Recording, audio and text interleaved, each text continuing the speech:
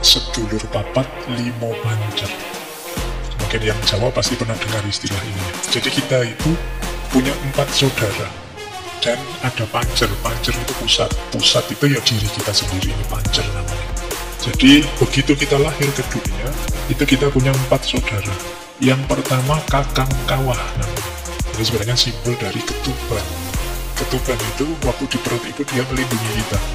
Ketika kita akan keluar ke dunia, dia keluar dulu. Makanya disebut kakak. Jadi kita punya kakak namanya ketuban. Kita punya adik namanya ari-ari. Itu setelah kita keluar, ari-ari keluar. Kita saat lahir disertai getih dan pusar. Jadi kita punya kakak, adik, dan 2 saudara lagi. Jadi sedulur papat, 4 saudara. Cuma ini ada filosofinya.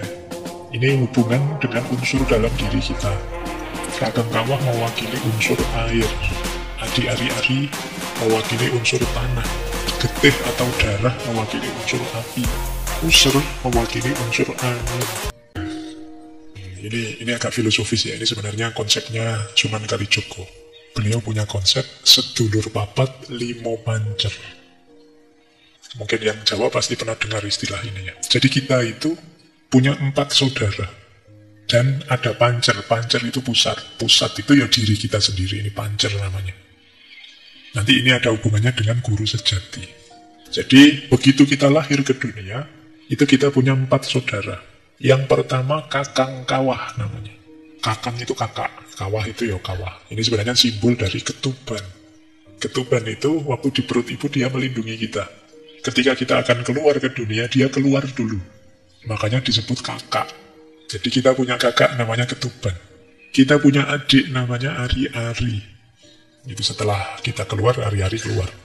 Kita saat lahir disertai getih dan pusar. Jadi kita punya kakak, adik, dan 2 saudara lagi. Jadi sedulur papat, 4 saudara. Itu kalau menggunakan konsep ini sebenarnya kalian tidak ada yang anak tunggal. Jadi pasti punya 4 saudara, tenang saja. Jadi kakang kawah, adik ari-ari, getih, lan pusar. Cuma ini ada filosofinya. Ini hubungan dengan unsur dalam diri kita. Kakang kawah mewakili unsur air. Adik ari-ari mewakili unsur tanah. Getih atau darah mewakili unsur api. Pusar mewakili unsur angin. Nah, biasanya dimaknai kakang kawah yang unsur air tadi, maknanya adalah perlindungan. Karena ketuban itu kan tadi melindungi kita. Kemudian dia keluar duluan, mungkin memastikan jalannya aman. Sehat untuk kita masuk ke dunia. Jadi senantiasa peduli dengan kita. Kita hidup perlu perlindungan. Kemudian di ari-ari tanah. Tanah ini simbol kebutuhan. Jasmani, rohani kita itu ada banyak keperluan, ada banyak kebutuhan. Kemudian darah itu simbol dari energi dan semangat. Simbol kehidupan. Sementara pusar ini kan udel-udel kalau bahasa Jawanya ya. Ini kan yang menyambungkan diri kita dengan dunia luar. Jadi pusar ini yang langsung berhadapan dengan dunia di luar diri. Ini simbol ikatan dan hubungan, simbol koneksi. Nah nanti kalau dikaitkan dengan unsur dalam diri kita, kakang kawah, ketuban, air yang bermakna perlindungan itu mewakili unsur insting, naluri atau fitrah dalam diri kita. Sementara ari-ari yang mewakili unsur tanah yang bermakna kebutuhan hidup itu mewakili unsur tubuh fisik ini, jasmania. Getih, api yang bermakna sumber energi dan semangat itu mewakili unsur akal dan emosi kita. Pusar tadi yang bermakna ikatan hubungan ya menyimpulkan hubungan kita dengan Tuhan, dengan sesama, dengan manusia. Dalam hidup ini kita perlu 4-4-nya. Harus selalu ada. Jadi karena salah satu tidak ada, hidup kita tidak akan seimbang. Jadi jangan main-main dengan 4 saudara kita ini. Kalau ada salah satu yang kita terlantarkan, hidupmu tidak akan bahagia. Menelantarkan insting, naluri, fitrah, sulit bahagia. Pak, saya tidak akan nikah, Pak, sampai besok. Nikah itu fitrah, insting. Tidak sekedar kalkulasi rasional. Kalau kamu tinggalkan, mungkin ada yang kosong, ada yang hilang. Ada keseimbangan yang lepas dalam hidupmu. Kebutuhan jasmani, oh saya tidak akan makan, Pak, saya mau hidup ini tirakat full 24 jam puasa, tidak mungkin. Mesti tidak seimbang hidupmu. Atau Nggak perlu lah Pak pakai akal, pakai emosi, itu sudahlah. Saya ingin hidup itu spiritual full, itu juga akan membuatmu tidak seimbang. Termasuk kalau hubunganmu dengan Tuhan, dengan Allah, hubunganmu dengan sesamamu, dan hubunganmu dengan alam rusak, hidupmu juga tidak akan bahagia. Maka jangan main-main dengan sedulur papat ini. Dia akan jadi tiang yang menopangmu dalam hidup. Dialah yang mendukung 5 pancer. Yang kelima, bagian pancer. Pancer itu bagian pusat diri kita. Nah, kalau sedulur papat tadi, hidup harmonis, seimbang, cukup, maka pancer akan tenang. Pancer akan mutmainnah.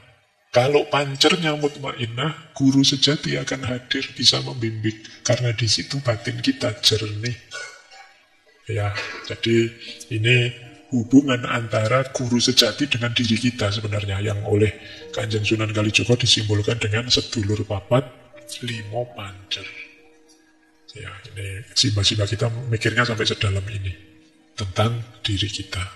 Yuk, kita lanjutkan. Sekarang fungsinya guru sejati itu apa sih? Tadi kan kita sudah kenal apa itu guru sejati, kemudian hubungannya apa dengan hati nurani. Gunanya apa sih Pak guru sejati itu? Yang pertama, menuntun kepada kebenaran yang sejati. Kalau kita pergi keluar, kebenarannya ya kebenaran yang berjarak. Kebenaran yang kalau dalam epistemologi ya, kebenaran yang validitasnya paling tinggi, itu kebenaran yang diperoleh melalui pengalaman langsung, adanya dalam diri kita. Saya kasih contoh ya, misalnya, menurutmu kopi ini manis enggak? Terus kamu diberitahu oleh takmir, Pak Faiz itu selalu minumnya kopi yang manis misalnya. Tapi kan kamu hanya diberitahu, manisnya kopi ini dari informasinya takmir. Nah, untuk tahu pastinya gimana, kamu minum saja kopi ini. Bismillah ya. Setelah minum kamu merasakan kan? Iya Pak, memang manis sekali kopinya. Nah, pengetahuan ini kan hadirnya di dalam, tidak di luar. Saya tidak baca buku tentang teori bikin kopi, juga tidak diberitahu oleh yang bikin kopi. Langsung saya minum. Pengetahuannya jauh lebih valid dibandingkan kalau saya hanya mencari keluar. Kalau dalam bahasa epistemologi namanya knowledge by acquaintance.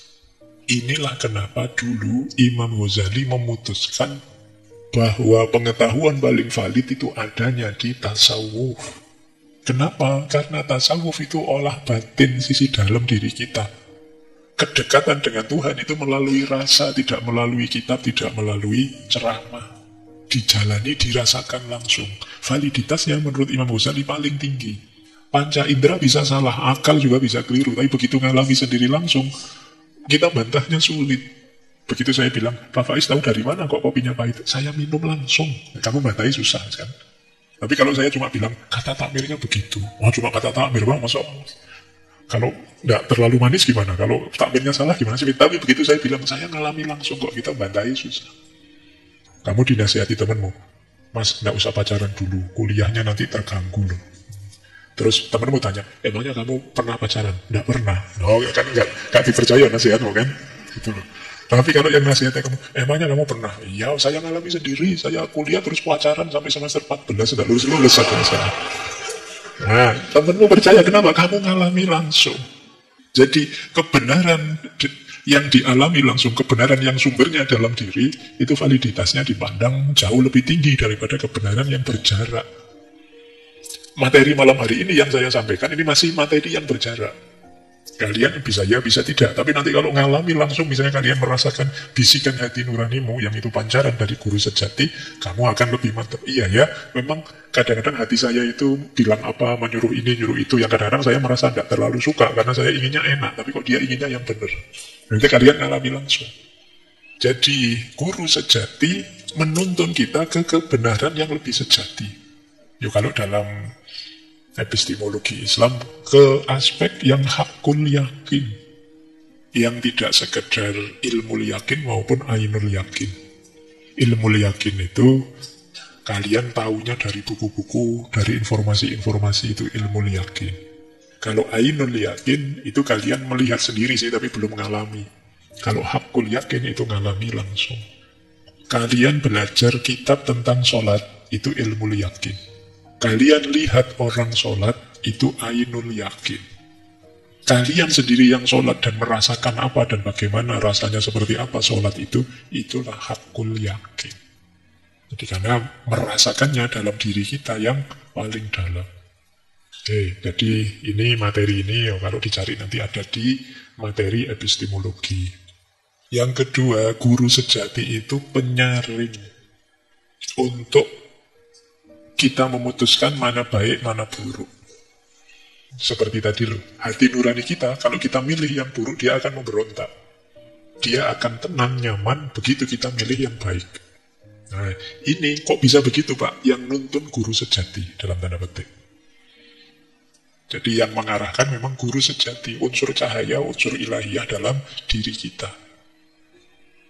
Jadi ada rasa nyaman, ada rasa tenang, begitu kita milih yang baik. Ada rasa gelisah, begitu kita milih yang negatif. Yang ketiga, guru sejati itu cermin untuk kita mengenali diri kita apa adanya. Kadang-kadang suara hati kita karena dituntun oleh guru sejati mengarahkan pada kebaikan, sementara nafsu kita mengarahkan pada yang enak saja sih. Meskipun kadang-kadang tidak terlalu baik. Nah ini jadi bahan refleksi kita. Jadi cerminan, oh ternyata aku itu orang yang masih begini. Ternyata aku itu orang yang sadar sih salah tapi ditabrak saja. Oh ternyata aku orang ini yang lama-lama mulai tidak peka lagi terhadap salah dan dosa. Jadi ini cerminan. Jadi tuntunan guru sejati akan menyadarkan kita tentang siapa kita. Makanya guru sejati itu disebut kompas spiritual. Dialah yang nuntun kita, mengarahkan kita. Tapi namanya kompas itu kadang-kadang kita kalah oleh nafsu kita, kalah oleh bisikan setan kita. Yang di situ kemudian fungsi cermin kembali main. Iya ya, aku itu ternyata tidak sejernih itu, tidak sehebat itu cerminnya main. Jadi ada 4 fungsi yang dimainkan oleh guru sejati. Yang pertama penuntun, yang kedua penyaring, yang ketiga cermin, dan yang keempat kompas spiritual. Yuk, kita lanjutkan. Nah, bagaimana Pak kemudian menemukan atau membangkitkan guru sejati dalam diri kita? Apa yang harus kita lakukan? Ya dalam filsafat Jawa, secara umum jalannya 3. Yang pertama, menyucikan hati, tazkiyatun nafas. Yang kedua, laku prihatin atau tirakat. Yang ketiga, olah rasa. Nanti kita jelaskan sendiri olah rasa ini. Tazkiyatun nafas berarti membersihkan hati dari sifat-sifat negatif, iri, dengki, benci, keterikatan. Ayo kita bersihkan. Karena kalau masih diwarnai ini, sulit kita memahami sesuatu secara jernih. Sulit kita bisa menuruti hati nurani. Orang yang benci sekali misalnya, orang yang benci sekali kacamatanya kacamata kebencian. Cara pandang, perilaku, kata-kata ya disetir, diarahkan hanya oleh kebenciannya. Orang yang iri juga begitu, disetir oleh rasa irinya. Orang yang dengki, orang yang sombong, dan lain sebagainya seperti itu. Maka ini perlu dibersihkan.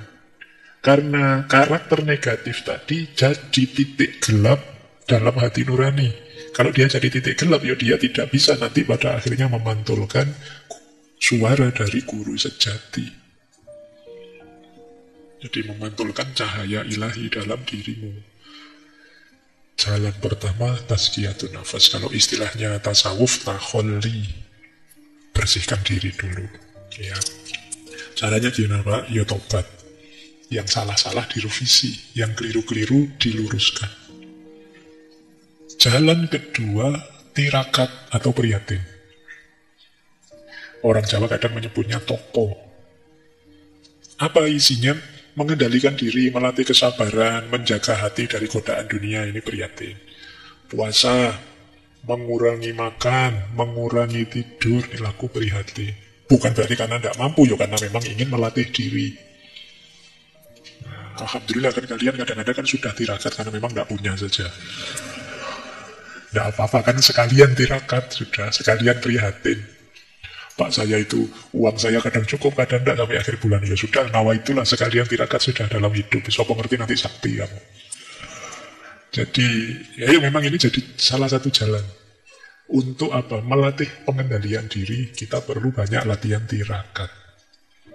Tidur itu enak, tapi kalau kalian bisa mengendalikan waktu tidurmu, akan lebih membahagiakan. Makan itu enak, tapi kalau kamu bisa ngerem hasratmu untuk makan, apalagi makan berlebihan, maka hidupmu akan jauh lebih terkontrol, dan keterkontrolan itu akan membuatmu jauh lebih bahagia.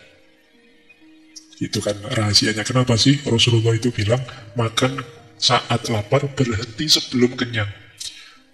Dalam rumus makan ketika lapar dan berhenti sebelum kenyang, itu ada unsur tirakatnya. Ada unsur pengendalian diri. Dan jadi sekedar makan pun Rasulullah mengajarkannya ada unsur pengendalian diri, kontrol dirinya. Bukan sekedar masalah kesehatannya, ya pasti itu menyehatkan, tapi di situ kita belajar ngontrol diri kita. Biasanya kan makan itu, kalau apalagi makanannya enak, itu kita sakpol boleh. Jangankan sebelum kenyang, kalau kita kekenyangan pun ayo. Eman-eman Pak, kalau makan itu kan komnya biasanya di belakang yang enak-enak, kamu makan terakhir kan. Justru itu disuruh berhenti, itu ganjil sekali itu. Tapi kalau kamu mampu seperti ini, luar biasa. Jadi daya tirakat, daya prihatin. Buahnya apa Pak? Pengendalian diri. Baik ya, jadi ini rumus menemukan guru sejati, menyucikan hati dan laku prihatin. Yang ketiga, olah rasa. Olah rasa ini berhubungan dengan bagaimana kita membersihkan dimensi batin kita. Jadi olah rasa itu menajamkan kesadaran batin agar kita bisa menangkap kebenaran, menangkap kehendak Tuhan, dan memahami makna di balik segala peristiwa. Kadang-kadang digambarkan seperti menjernihkan air yang keruh sehingga cahaya bisa terlihat. Jadi nanti ada rumusnya olah rasa ini. Tapi diingat-ingat, rasa itu tidak sekedar rasa ya, tidak sekedar emosi, tidak sekedar Pak ini pedas, ini pahit, tidak sekedar itu, awas keliru. Kalau itu kan rasa fisik. Ini rasa batin. Rasa batin pun ya tidak sekedar emosi. Kalau dalam falsafah Jawa, yang namanya rasa itu setidaknya ada 3 jenis. Ada rasa pribadi. Rasa pribadi itu kepekaan kita terhadap diri kita, sisi batin kita. Ini loh, rasa pribadi itu, wah, sedang marah nih saya. Tersinggung ini kelihatannya saya. Itu tidak gampang loh orang bisa seperti ini. Orang itu biasanya nganggap dirinya stabil saja, padahal tidak stabil. Ternyata aku kecewa ini saat ini. Ini namanya rasa pribadi. Bisa mengenali diri, membaca emosi diri. Ini namanya rasa pribadi. Biasanya ya untuk bisa seperti ini, harus mengambil jarak dari diri kita. Kalian mengamati dirimu yang sedang marah, mengamati dirimu yang sedang kecewa, mengamati dirimu yang sedang gelisah. Ini namanya rasa pribadi. Boleh dicoba ya nanti. Mungkin kalian nyari kaca terus lihat dirimu seperti apa yang emosiku sekarang. Baik, saya pernah baca, lupa di mana, tapi coba latihan mengambil jarak dengan dirimu itu dengan cara memanggil namamu sendiri. Ngobrol dengan dirimu. Mungkin rasanya agak cringe ya. Coba kamu panggil namamu sendiri, kan unik itu. Wahai Faiz, ini tidak enak ya rasanya. Tapi kalau kamu mampu begitu, kamu sudah bisa ngobrol dengan dirimu. Jadi kamu bisa mengambil jarak dari dirimu. Coba kamu latih itu. Ya, apa ya? Ini kemampuan kita detachment. Kalau namamu Agus ya berarti aku sedang sedih nih karena gitu ya. Jadi kan itu namanya kamu sedang mengambil jarak dari dirimu. Jadi kamu membahas yang dibahas dirimu sendiri. Kayak itu namanya rasa pribadi. Nanti ada rasa sosial. Rasa sosial itu daya empatik. Aku bisa merasakan yang engkau rasakan, itu rasa sosial. Aku bisa merasakan kegelisahanmu. Aku paham kesedihanmu, itu rasa sosial.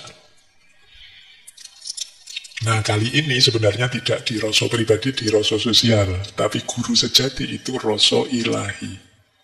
Kesadaran batin kita tentang hadirnya Tuhan dan kehendaknya Tuhan. Itu rasa ilahi. Rasa ilahi itu begini. Ketika kita mau melakukan sesuatu, ini dilarang oleh Tuhan, tidak boleh sebenarnya. Itu rasa ilahi. Rasa ilahi itu nanti dalam prakteknya di ilmu tasawuf dekat dengan namanya muraqabah. Kesadaran bahwa Allah selalu ngawasi kita, bahwa Tuhan selalu di sisi kita mendampingi kita, sehingga kita tidak berani sembrono, mau melakukan apa saja. Iya ya, Tuhan ngawasi saya ini, malu saya kalau melakukan yang seperti ini. Ya tidak ada satupun orang tahu, tapi kan Allah tahu. Ini kesadaran muraqabah namanya. Istilahnya rasa ilahi. Ya, jadi ada rasa pribadi, ada rasa sosial, ada rasa ilahi. Nah terus bagaimana Pak mengolah rasa itu? Dalam falsafah Jawa nanti ada tahapannya. Tahapan awal namanya serawung rasa. Setelah itu seleh rasa. Setelah itu manunggal rasa. Jadi serawung rasa atau mengenali rasa. Seleh rasa memasrahkan rasa. Dan manunggal rasa menyatu dengan rasa. Serawung rasa mengenali rasa. Peka terhadap perasaan kita sendiri. Sebentar lagi mesti marah ini saya kalau situasinya begini. Itu peka namanya. Ketemu orang model ini, secerewet ini tersinggung ya aku mesti. Nah itu. Kalau orang ngomongnya nyelekit sekali itu, saya biasanya tidak betah, tidak tahan. Mengenali rasa dirimu. Wah ini saya sedih, ini saya ketakutan, ini saya itu. Serawung rasa itu buahnya kita jadi eling lan waspada. Saya tidak mendekat-dekat ke sana lah, karena kalau di sana saya mesti tergoda.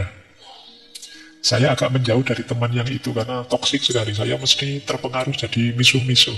Itu kita jadi eling dan waspada ketika mengenali rasa diri kita. Ini namanya serawung rasa.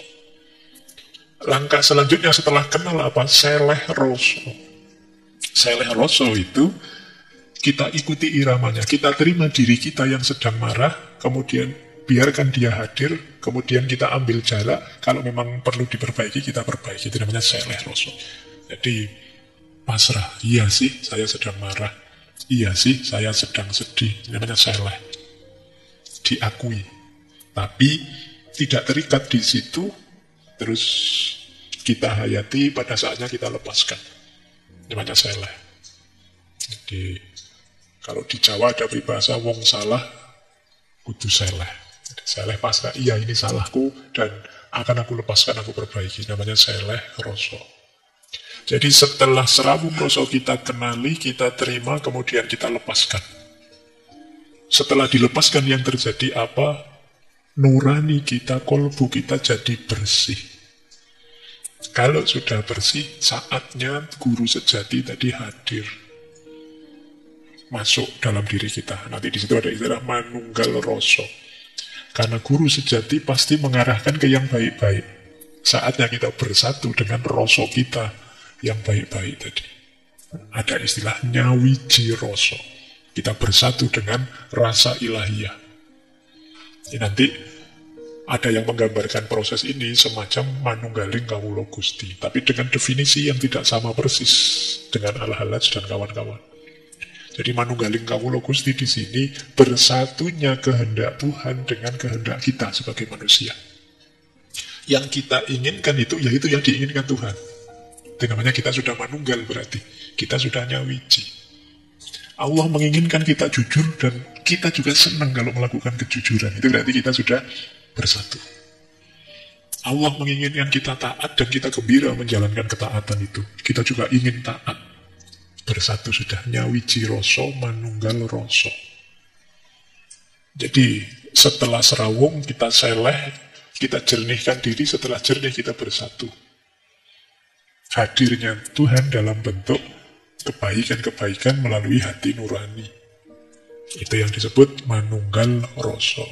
Ini tahapan-tahapan olah rasa. Dalam rangka apa? Membangkitkan guru sejati tadi. Dalam kolbu kita, hati nurani kita. Ada satu quotes menarik, olah rasa adalah jalan sunyi kembali pada Tuhan. Ia tidak butuh kata-kata banyak, tidak butuh keramaian, hanya kesungguhan dan keheningan batin. Ya nanti kalian renungi ya kalimat ini. Rasa iku guru sejati. Yen wis ngerti rasa bakal ngerti kersane Gusti. Rasa adalah guru yang sejati. Jika sudah paham rasa akan paham kehendak Tuhan. Rasa yang sejati adalah jernihnya hati nurani tadi.